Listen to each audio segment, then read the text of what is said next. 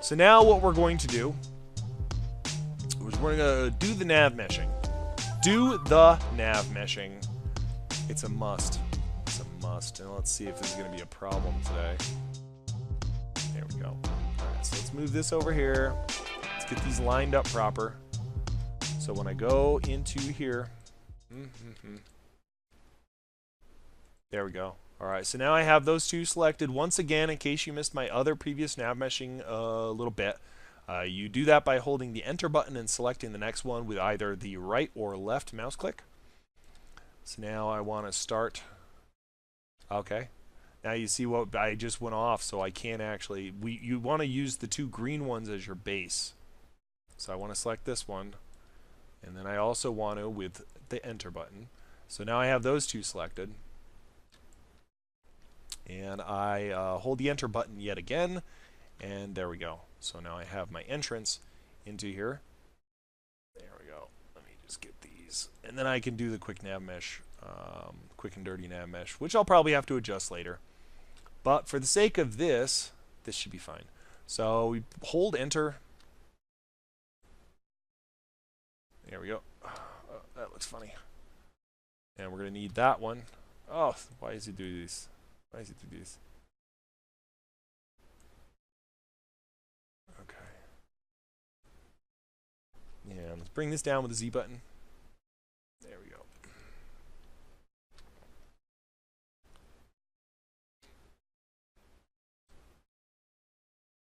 Alright. In the corner. Once again, nav meshing is meant for the NPCs. This is how they know how to get around the building.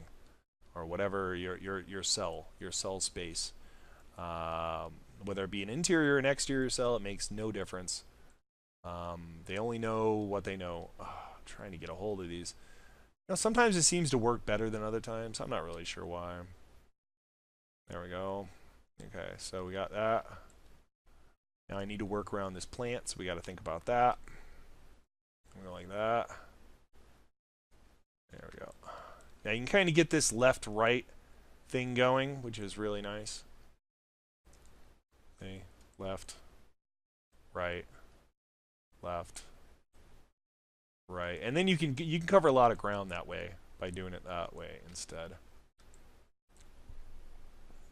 We'll go probably all the way over here. Now I need this point over here, so we can do that. Then I also am going to need a point over here in order to enter into the bedroom when I have done that. So I need to have kind of set it up before I actually get into it. Alright, so let me just go back to here. Alright, so select. Come on. Come on! Alright.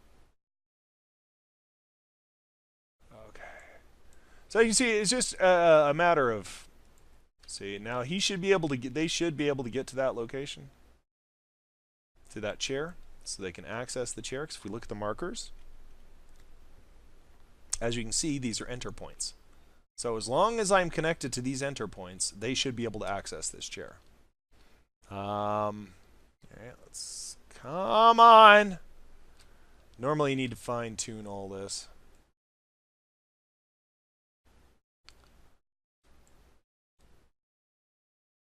Now another aspect to nav meshing that I have not gotten into is toggle preferred pathing, vertices. Now you have these things: flood fill, find cover edges for current cell. Now what that is going to do is it looks throughout all of the nav meshes within the building, the cell, and it looks for areas that a character could hide behind. I believe is what we're looking at here. So this is, what is it called? Find cover edges. So that's where they find cover. When it's all done, you can actually finalize the nav mesh through the nav mesh key. And I suppose when I've actually all finished this, I could do that real quick, but it's really not going to be finalized till I've done quite a bit more. But you need to finalize your mesh. That's how it finds the doors, through finalizing the mesh. Alright, so let me get this Okay, so I worked around that. It can be a real pain, but it's absolutely necessary to nav mesh your locations.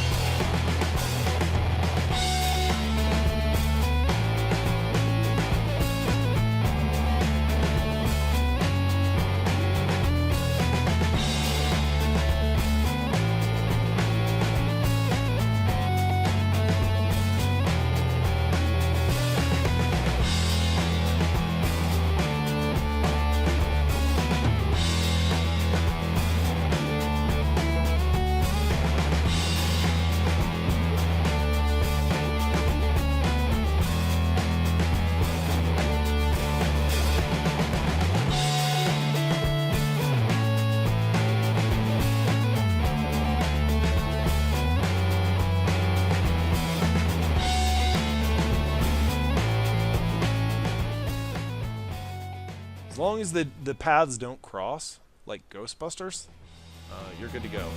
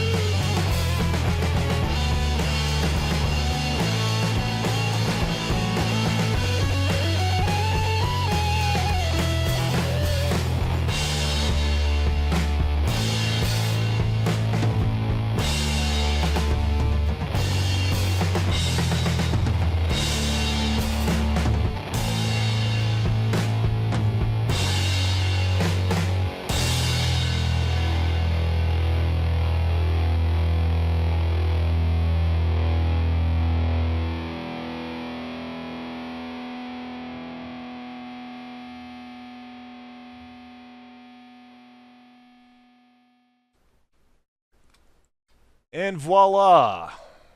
We have fully nav meshed this to make it functional for characters. I mean, you might want to do a little touch up like this guy. Bring him over here. And I can connect it with this guy eventually. There we go. Then we just boom. Okay, so now it gives him full maneuverability, although we probably don't need it that far in. They can't really. I mean, you don't really need full range of motion. You just need enough motion that they can get around the way they need to get around. You just need these access points, to go back to this, are accessible. Say, so as long as they have a place where they can access it, they should have no problem using the world as that is. So let's save that. So yeah, that's basic. I probably will put a lot more work into this space, but a basic layout and the way to set up a cell for functionality and for it to be an interesting place for the player to go. Obviously, I could spend ages doing clutter. There's a lot of other things you can do as well. There's different kinds of furniture. There's benches. There's other couch. I mean, you could. The limit is what you can find in the menu and your ability to use those elements to do what you want them to do. So that's really the only limit as far as doing the interior design and set everything up. Uh, I hope this video was helpful to you on how to look through the menu and do what you need to do in the game in order to make it look the way you want it to look. There's like a ton of things in here. Don't be afraid to look around. Go into banner. I mean, there's banners. There's the it goes on and on. Like there's all kinds of things in this in the menu. You can decorate to your heart's content. There's so many different things you can go with. Here's banners, flags. I mean, go crazy with it. It's your creation, so don't let anything stop you in creating the world that you want to create in your mod, because it's your baby, right? This is what you do, right? You want to make a nice mod for people so they like it.